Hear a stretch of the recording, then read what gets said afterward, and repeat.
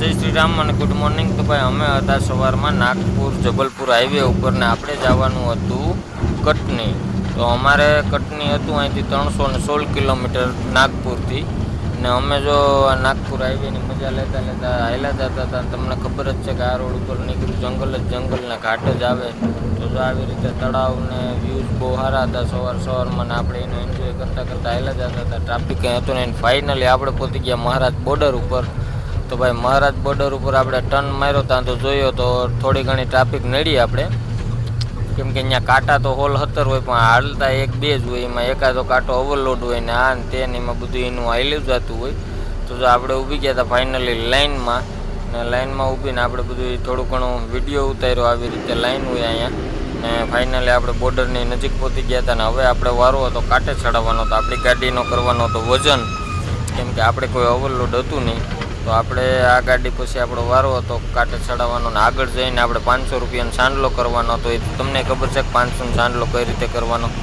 તો જો આ આગળ ઓફિસ છે, એ ઓફિસમાં આપણે અહીંયા સાહેબ બેઠો એમાં 500 રૂપિયા દેવા પડે। જો માં બેઠો પણ આજ ફાઇનલી ભાઈ અમને રોકાવ્યા નહીં, કેમ કે બોર્ડરે ગમે ચેકિંગ હતું ત્યાંથી અમે નીકળી ગયા વગર પૈસા દીધે ભાઈઓ।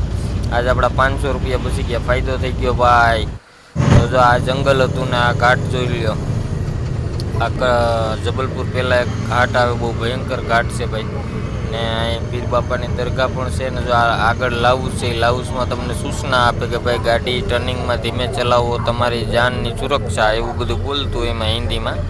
તો આપણે તો ભાઈ ગાડી ધીમી કરી નાખી। જો આ દરગાહ હતી પીર બાપાની, આપણે કર્યા દર્શન, હોરન મારીને આગળ ગયા ત્યાં તો એક ગાડી ભાઈ ટર્નિંગમાં જ ઉથમી થઈ ગઈ। દેવ જોઈ લ્યો, આ રીલ તોડીને ઉપર ચડી ગઈ ગાડી, કેમ કે એનું એક્સિડન્ટ થઈ ગયું, ઉપરથી એકદમ ઉતરી ગઈ ગાડી ને ભાઈ આપણે આ બધી નજારા લેતે લેતે હાલી ગયા। હવે આપણે સામનો કરવાનો હતો MP RTOનો। તો MP RTOમાં ભાઈ એક આપણે ને અમે ફાઇનલી પહોંચી ગયા ભાઈ। પછી ઇન્ડિયા ટ્રાન્સપોર્ટ, જો આ ઇન્ડિયા ટ્રાન્સપોર્ટ છે ગૌતમભાઈનો, જોઈ લ્યો કેમ ઓફિસ બનાવીને। ગૌતમભાઈનું કામ છે 1 નંબર ભાઈ, કંઈ ઘટીને ફોન કરો એટલે ફટાફટ જવાબ હો તમારો। ને ગૌતમભાઈની ઓફિસે ચા પાણી પીધા, ઘડીક વાર ઉભા ને પછી એનો માણસ આપણે મેળવા આવવાનો હતો ને અમે વૈયા ગયા જમવા। તો આ એક ઢાબો હતો, એ ઢાબે જમવાનું બહુ સારું હતું ભાઈ। તો અમે જમી લીધું, જમીને પછી અમારે ફાઇનલી જવાનું હતું કંપનીએ, કેમ કે કાલે તો રવિવાર, આપણી ગાડી કાંઈ એનું નથી ખાલી, બે ગયા જમવાનું। હું બે ગયો ભાઈ જમવા।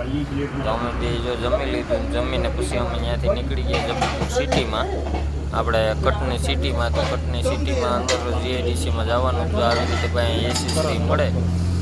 તો ચાલો હવે આપણે જવાનું છે ગાડીએ, ને ગાડીએ જઈને આપણે નીકળી જવાનું છે। તો મળીએ એક નવા વિડીયોમાં। જય શ્રી રામ અને જય સોમનાથ, જય દ્વારકાધીશ। નવા હોય તો ફોલો કરી લેજો ને મારા ફેસબુકને પણ ફોલો કરી લેજો ભાઈ, અને આપણી યુટ્યુબ ચેનલ છે એને ફોલો કરી લેજો ને। જો આ તે ગૌતમભાઈની ઓફિસ હો ભાઈ, ઇન્ડિયા ટ્રાન્સપોર્ટ હાઈવે ઉપર જ આવે।